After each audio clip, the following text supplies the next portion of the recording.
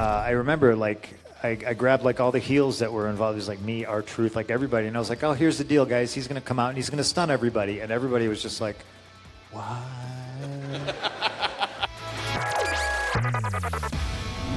Okay, I'll give you guys a deep dive here.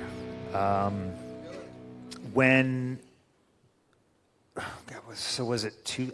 I don't know when did I was gonna leave, and I wound up re-signing, and before that, I remember 2010 maybe. I remember being in, I think, San Diego, and Austin was in San Diego, and he was just strictly there.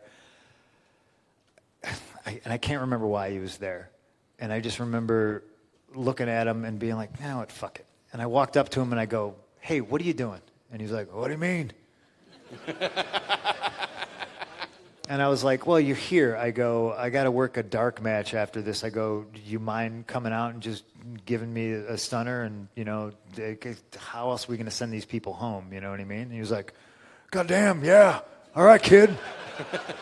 And, you know, and here's a guy, and he literally was like, I've been back here I don't know how many times, and nobody ever asked me that before, you know? And I was just like, well, why the fuck hasn't anybody asked this guy?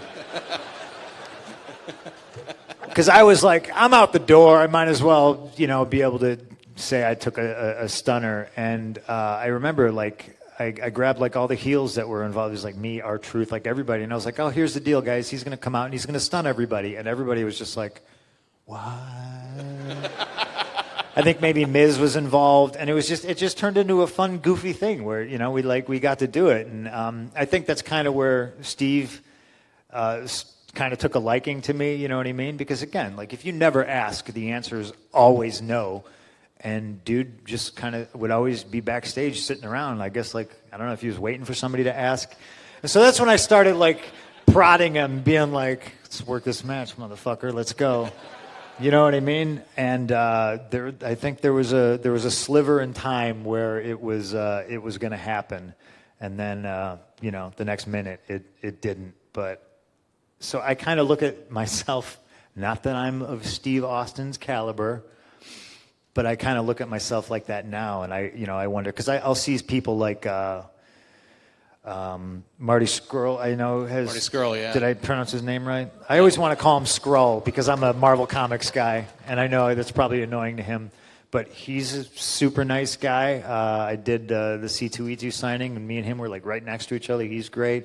And I saw that he said he would like to wrestle me, and I was just always kind of like, oh, that's now neat. You're Austin. What? Now you're the Steve Austin. I mean, maybe kind of, you know, but it's interesting how that works because, like, again, I can tell you, I sit here like, I know who Will Ospreay is. Just because I don't watch wrestling, I've never seen him wrestle. I've seen, you know, the clips on Twitter of him doing shit, and I just go, Jesus Christ, what? You know, like, wow, I can't, I'd be able to do something with that. I can't do that. You know, but I do think it, you know, it speaks to taking the initiative and like, you know, so like a guy like him, you know, and it's only because he put the foot forward. I look at guys like Kenny Omega, and I know he's like the big match, you know, guy now, and I kind of look at him, and I'm just like, I don't even know if I'd be able to keep up with these people now.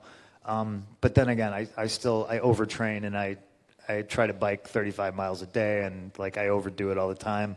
I don't know, but there's no one person that like jumps out at me, and I go, you know, oh, that guy.